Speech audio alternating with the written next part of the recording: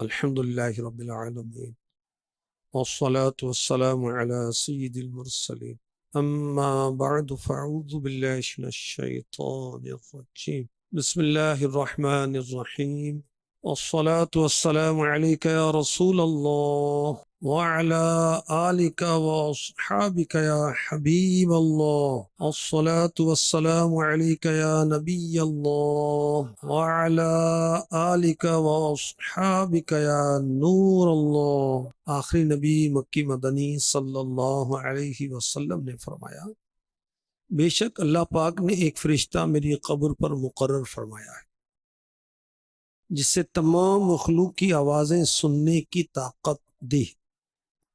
قیامت تک جو کوئی مجھ پر درود پاک پڑھتا ہے تو وہ مجھے اس کا اور اس کے باپ کا نام پیش کرتا ہے، کہتا ہے فلاں بن فلاں نے آپ پر اس وقت درود پاک پڑھا ہے۔ سبحان اللہ، درود پاک پڑھنے والے کی خوش نصیبی دیکھیے، اس کا نام اس کے والد کے نام کے ساتھ بارگاہ رسالت میں پیش کیا جاتا ہے۔ اب یہاں ایمان فروز بات ہے، ایک مدنی پھول کہ قبر منور پر حاضر فرشتے کو اللہ پاک نے اتنی طاقت عطا فرمائی ہے کہ دنیا میں جہاں کہیں بھی مسلمان درود شریف پڑھتا ہے، اب لاکھوں پڑھتے، تو وہ فرشتہ ہلکی سی آواز بھی سن لیتا ہے۔ اچھا، بارگاہ رسالت میں حاضر ہونے والے فرشتے کی یہ طاقت ہے تو سردار کا عالم کیا ہوگا؟ واللہ وہ سن لیں گے فریاد کو پہنچیں گے، اتنا بھی تو ہو کوئی، اتنا بھی تو ہو کوئی جو کرے سے، اتنا بھی تو ہو کوئی جو کرے دل سے۔ اللہ ہمیں کثرت درود کی سعادت نصیب فرمائے۔ صلو علی الحبیب صلی اللہ تعالی علی محمد وعلی آلہ وصحبہ وبارک وسلم۔ قرآن پاک کی شان، عظمت، فضائل کیا کہنے۔ میرے آقا صلی اللہ علیہ وسلم نے فرمایا عن قریب ایک فتنہ برپا ہوگا۔ حضرت علی رضی اللہ عنہ نے عرض کی یا رسول اللہ صلی اللہ علیہ وسلم اس فتنے سے بچنے کا طریقہ کیا ہوگا؟ فرمایا اللہ کی کتاب یعنی قرآن کریم، اس میں تمہارے اگلوں اور پچھلوں کی خبریں ہیں اور تمہارے آپس کے فیصلے ہیں۔ فرمایا قرآن فیصلہ کن ہے، یہ کوئی مذاق نہیں ہے۔ جو ظالم قرآن چھوڑ دے گا اللہ اسے تباہ کر دے گا، جو قرآن کے غیر میں ہدایت ڈھونڈے گا اللہ اسے گمراہ کر دے گا۔ قرآن اللہ پاک کی مضبوط رسی اور حکمت والا ذکر ہے، وہ سیدھا راستہ ہے۔ قرآن وہ ہے جس کی برکت سے خواہشات بگڑتی نہیں۔ قرآن وہ ہے جس کے ساتھ دوسری زبانیں مل کر اس کو مشکوک نہیں بناتی۔ قرآن وہ ہے جس سے علماء سیر نہیں ہوتے، جو زیادہ دہرانے سے پرانا نہیں پڑتا۔ قرآن کے عجائبات ختم نہیں ہوتے۔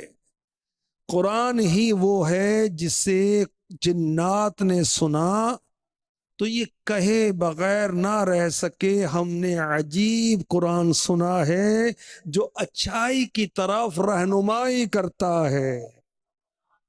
تو جنات نے کہا ہم قرآن پر ایمان لے آئے۔ ارشاد فرمایا جو قرآن کا قائل ہو وہ سچا، جس نے قرآن پر عمل کیا وہ ثواب پائے گا، جو قرآن کے مطابق فیصلہ کرے گا وہ منصف ہوگا، یعنی انصاف کرنے والا ہوگا، جو قرآن کی طرف بلائے گا وہ سیدھی راہ کی طرف بلائے گا۔ قرآن کی خوشخبریاں اور وعیدیں ہم بیان کر رہے ہیں۔ آج قرآن نے جو وعید سنائی ایسوں کے لیے کہ جن کے اعمال برباد کر دیے جائیں گے۔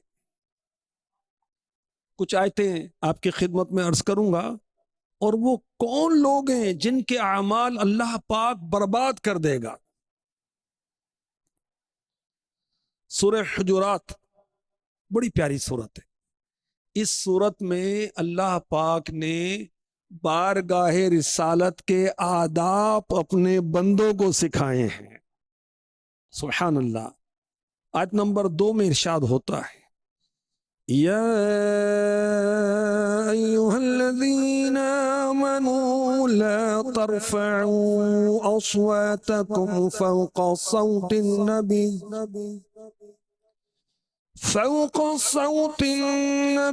ولا تجهروا له بالقول كجهر بعضكم لبعض أن تحبط أعمالكم وأنتم لا تشعرون۔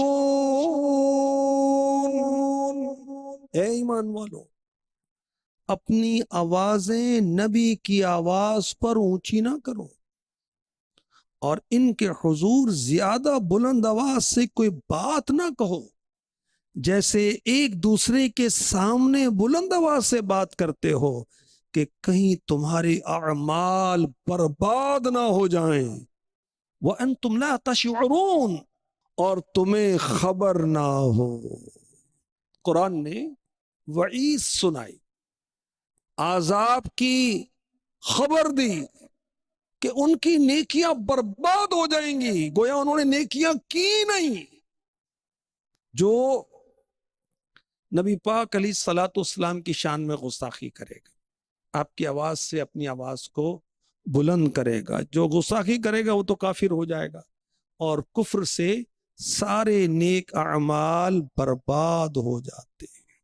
تو بیان کیا گیا غلطی سے بھی اللہ کے نبی صلی اللہ علیہ وسلم کی بارگاہ میں کوئی ایسا کام نہ کرنا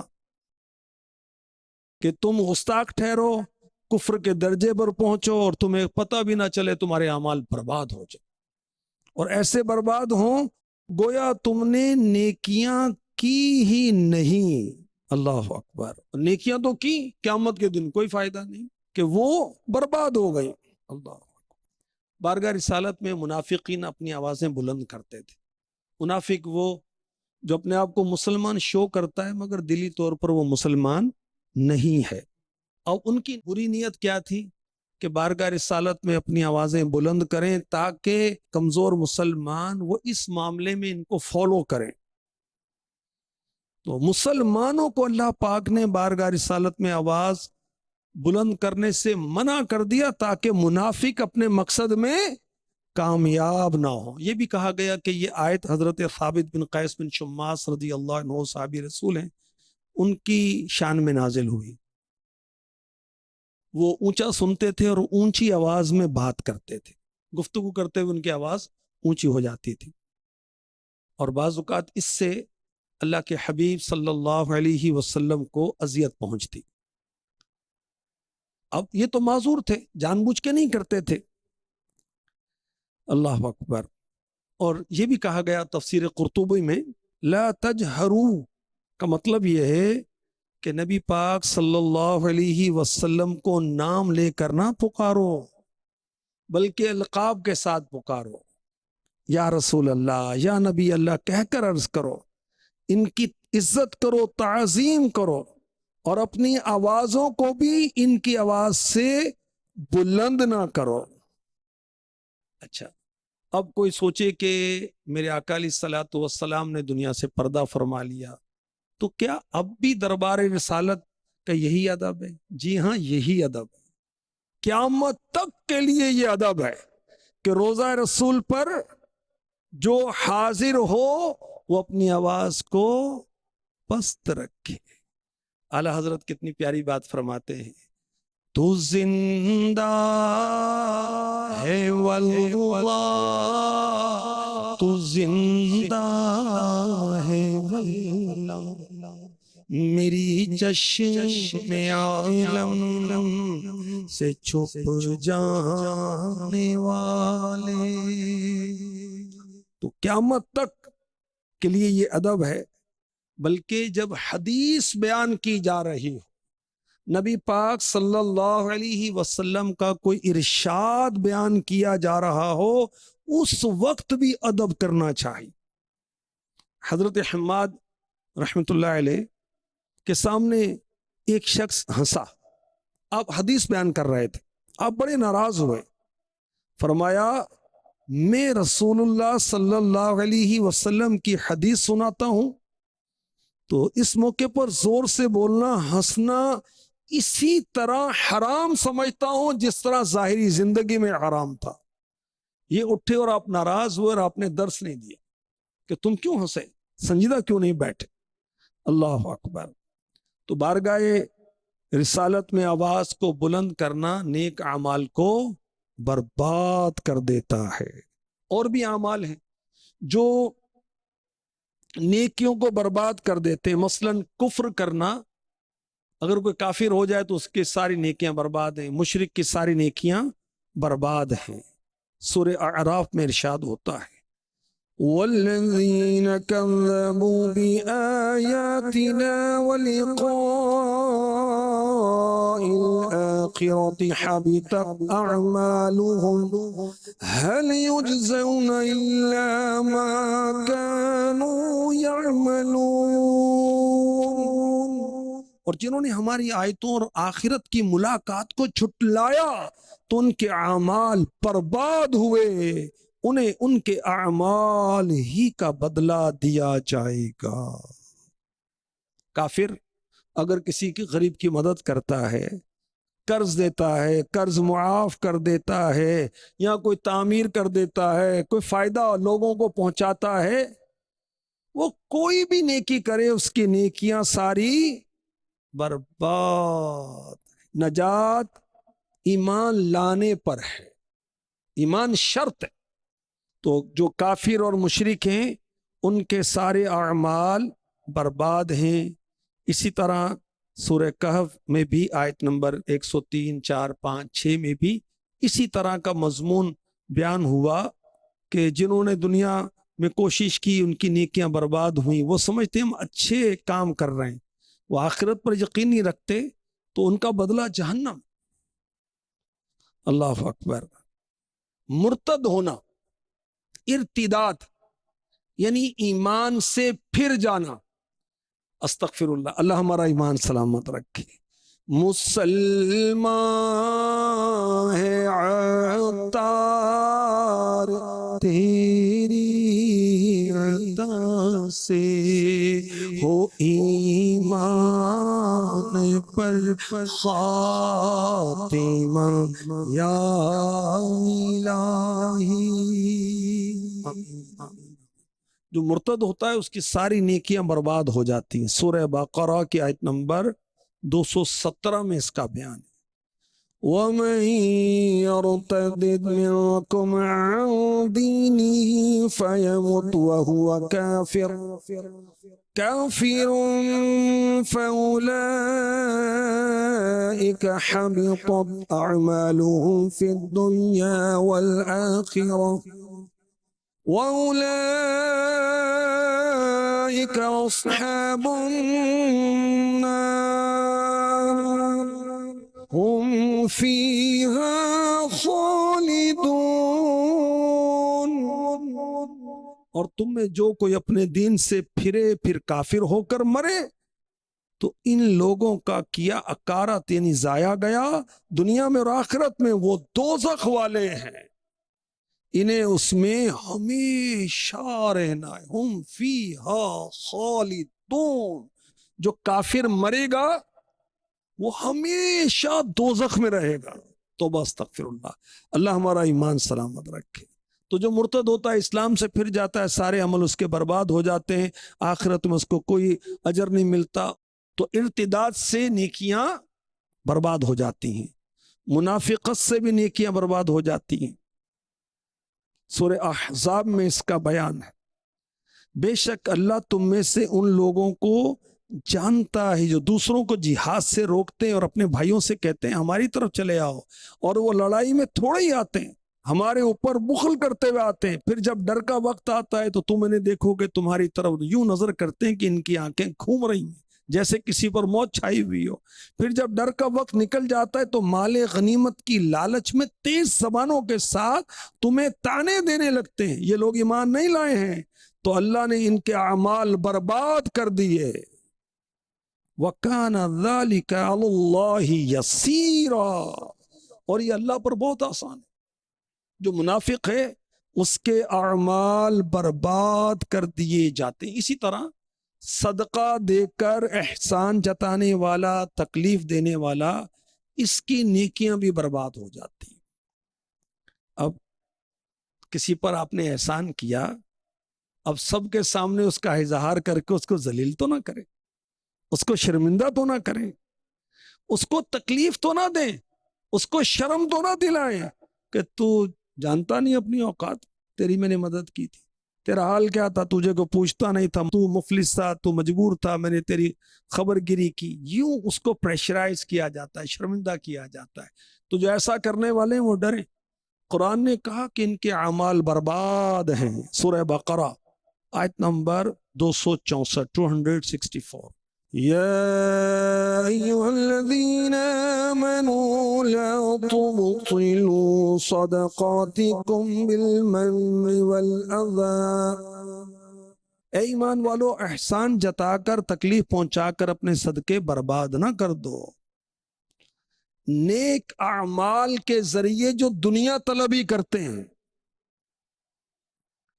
یعنی مذہب کو، دین کو، سنت کو، نیکی کو، حفظ کو، امامت کو، خطابت کو، مذہبی ہونے کو، مذہبی تنظیم کا کوئی ذمہ دار ہونے کو دنیا کے لیے کیش کرواتے ہیں، وہ بھی ڈریں کہ جو نیک اعمال کے ذریعے دنیا طلب کرتا ہے، سورہ ہود میں ان کے بارے میں کہا گیا جو دنیا کی زندگی اور اس کی زینت چاہتا ہے تو ہم دنیا میں انہیں ان کے اعمال کا پورا بدلہ دیں گے اور انہیں دنیا میں کچھ کم نہ دیا جائے گا۔